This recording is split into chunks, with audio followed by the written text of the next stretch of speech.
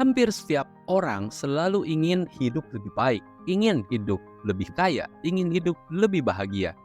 Tetapi apa yang sudah mereka lakukan untuk mencapainya? Satu-satunya cara untuk membuat masa depan adalah menciptakannya. Dan ini adalah 7 micro habits yang akan membuat hidupmu lebih baik.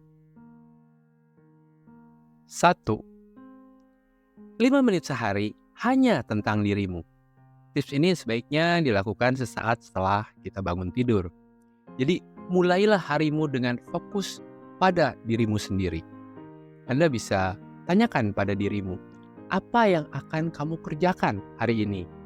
Atau pikirkan 3 hal yang bisa kau syukuri pada kejadian kemarin. Atau yang lebih ekstrim, apa hal positif yang akan kamu lakukan jika hari ini adalah hari terakhir hidupmu? Yang pasti, lakukan juga bingkai ulang hidupmu. Caranya dengan memikirkan hal-hal yang kurang baik atau yang buruk di hari sebelumnya. Lihat dari sudut pandang yang berbeda dan berusahalah lihat sisi positifnya. Atau setidaknya evaluasi agar kejadian ini tidak terjadi lagi. Ini penting dilakukan untuk menyegarkan, untuk membersihkan otak. Sehingga kita membiasakan untuk mulai melihat sisi positif setiap hari. Yang kedua, mulai membuat daftar yang harus dikerjakan, daftar to do, setiap hari. Di sini kita modifikasi sedikit, buatlah 2 daftar to do. To do idealis dan to do minimalis.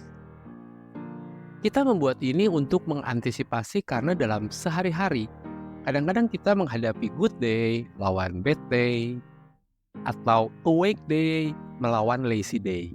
Jadi, to do idealis adalah apa yang terbaik yang bisa kita kerjakan. Sedangkan to do minimalis adalah hal minimum yang harus dikerjakan untuk bisa bertahan hidup hari ini, agar tidak menyebabkan stres di kemudian hari. Jadi bisa kita bilang bahwa daftar to do saat karakter terburukmu itu muncul.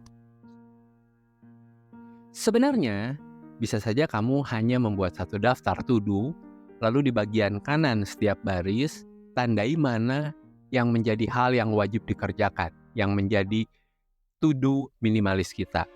Namun, ini berbeda efeknya secara psikologis. Seringkali, to do yang kita buat adalah versi perfect, versi sempurna dari diri kita. Dan karenanya, belum apa-apa kita sudah malas mengerjakannya.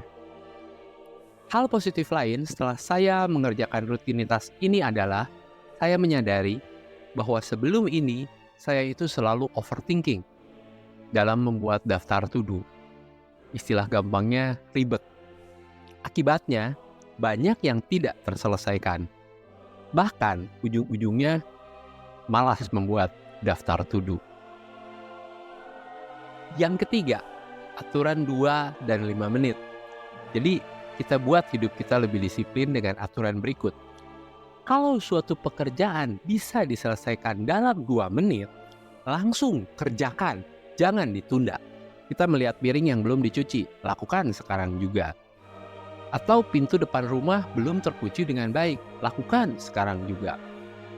Kemudian pekerjaan yang bisa diselesaikan kurang dari 5 menit, kita coba buat post-it note atau reminder di HP dan harus diselesaikan dalam waktu maksimum 90 menit dari sekarang.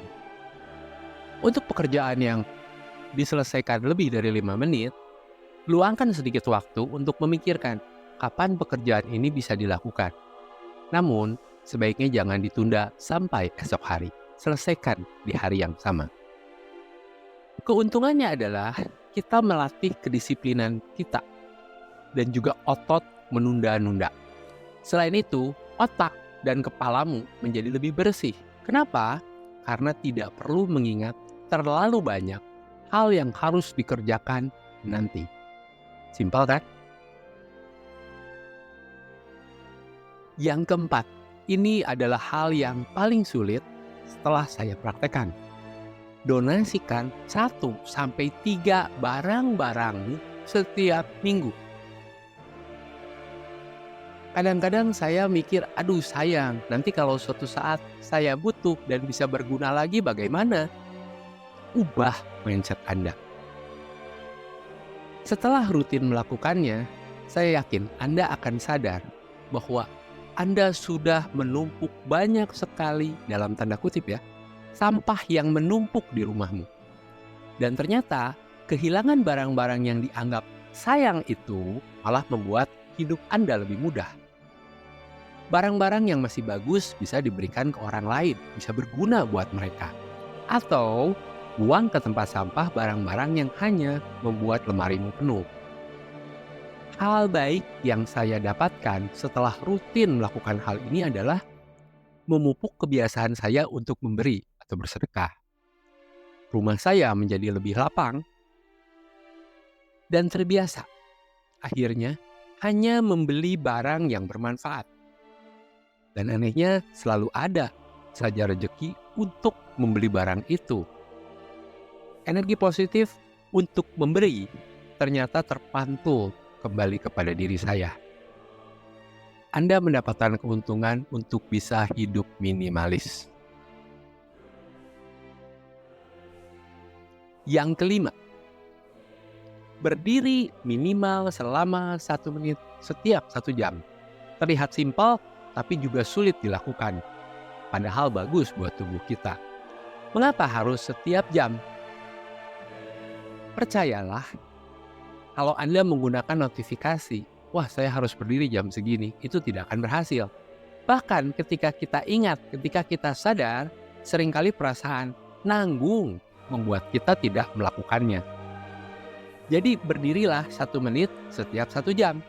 Atau berdirilah 1 menit setiap Anda melihat waktu atau jam tangan Anda. Ada penelitian yang mengungkapkan bahwa rata-rata manusia yang sedang bekerja itu akan melihat waktu atau jam setiap sekitar 50 menit sekali. Tanpa Anda sadari, kalau Anda lakukan ini, Anda sudah berdiri selama sekitar 16 menit sehari. Bahwa saya sudah tidak pernah lagi sakit pinggang ataupun jarang dipijat lagi.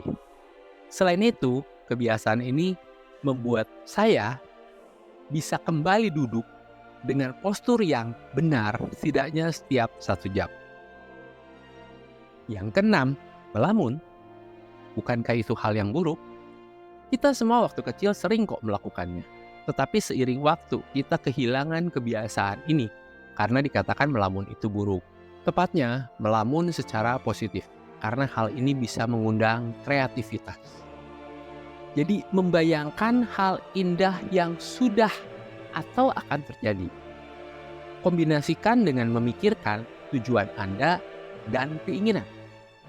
Membayangkan skenario baik yang terjadi untuk kejadian yang ada di depan. Dan seringkali tiba-tiba ide brilian, ide penuh kreativitas tiba-tiba muncul. Pernah nggak Anda mengalami hal ini? Ide kreatif muncul begitu saja, padahal ketika kita serius memikirkannya, tidak muncul-muncul.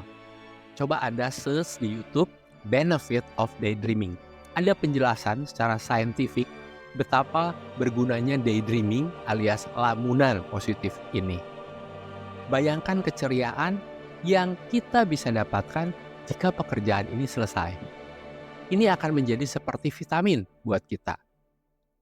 Menonton video berita atau video sosial media seringkali isinya konten negatif. Sesuatu yang tanpa Anda sadari malah membebani otak dan emosi. Lebih baik Anda menonton dalam tanda kutip video yang Anda buat sendiri karena ini penuh dengan positivitas. Yang ketujuh, belajar dan eksplor satu hal baru dalam setiap bulan. Yang bisa Anda lakukan, Anda bisa memperdalam hal yang kamu penasaran selama ini. Misalnya dengan membaca buku, dengan ikut kursus, dengan melihat YouTube edukasi. Atau ketika bingung mau melakukan apa, ya Anda bisa mempelajari sejarah orang terkenal ataupun sejarah negara dan dunia. Jadi Anda mempelajari hal yang Anda tidak tahu, bahkan mungkin kadang-kadang kurang tertarik, tetapi sedang trending belakangan ini. Siapa tahu ternyata setelah Anda mulai pelajari, itu adalah hal yang menarik dan di suatu saat nanti Anda akan membutuhkannya. Jangan sampai membebani, lakukan semau Anda. Misalnya 2 jam dalam seminggu setiap hari Sabtu atau 10 menit setiap hari. Tidak perlu sampai mendalam, kadang-kadang asal tahu saja sudah cukup. Ganti kebiasaan Anda melihat berita negatif atau mengikuti gosip di sosial media dengan kegiatan ini. Setidaknya Anda akan menjadi up to date dan ilmu Anda bertambah. Hal yang positif dari kegiatan ini adalah Anda itu akan mempelajari sesuatu yang baru, dan ketika Anda sudah melakukannya, Anda akan sadar bahwa mempelajari sesuatu yang baru itu adalah hal yang menyenangkan, exciting. Selain itu, dia juga akan melatih perasaan penasaran kita dan perlahan-lahan meningkatkan skill dan ilmu pengetahuan kita seiring waktu. Implementasi dari micro habit sedikit demi sedikit untuk perubahan positif. Karena semakin cepat kita menyadari kesalahan kita, berarti makin banyak waktu yang tersedia untuk mengejar mimpi yang besar. Di dalam buku Atomic Habit by James Clear, dia itu menekankan alasan terbesar orang gagal mencapai tujuannya adalah karena jalannya terlalu suram dan menakutkan. Terlalu banyak perubahan dramatis yang harus dilakukan. Micro habits inilah solusinya. Dia menghilangkan ketakutan dan menempatkan masa depan di tanganmu. Perubahan-perubahan kecil yang konsisten itu akan bisa membuat perubahan besar yang dramatis. Atau kalau kata orang dulu, sedikit-sedikit lama-lama menjadi bukit.